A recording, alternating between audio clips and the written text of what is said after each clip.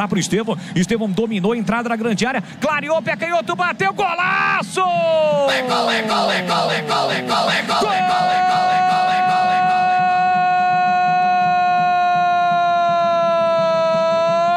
Laço do Palmeiras!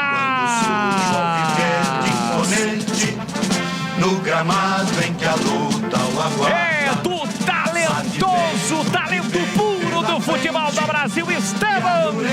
Tem a 41 estampado na camisa. Boa, garoto!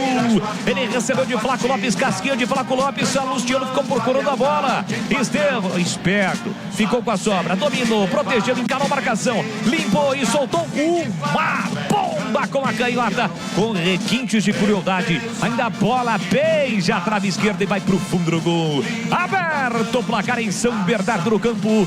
No branco, no verde, no verde, no branco. Uma paixão incontrolável chama na Palmeiras. Então canta e vibra. Canta e vibra, galera verde. Estevão, 15 minutos de bola rolando no primeiro tempo.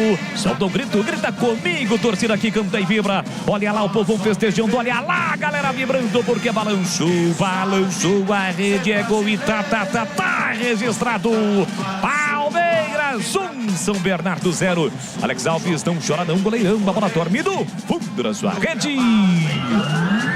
E o detalhe do gol, gol não, do golaço do Estevão, Vladimir. Desta joia do futebol brasileiro, né? Grande revelação do Palmeiras. Apenas 3 jogadores do Verdão tocaram na bola nesse lance. Começou com o Everton, resvalou no Flaco Lopes e sobrou pro Estevão. Marcado pelo Luciano, que ficou com receio de cometer a falta. Aí deu espaço, deu liberdade pro garoto que bateu. A bola ainda tocou na trave esquerda do goleiro Alex Alves e entrou nas redes. 4º gol do Estevão no Campeonato Paulista. Tá na frente o Verdão 1-0.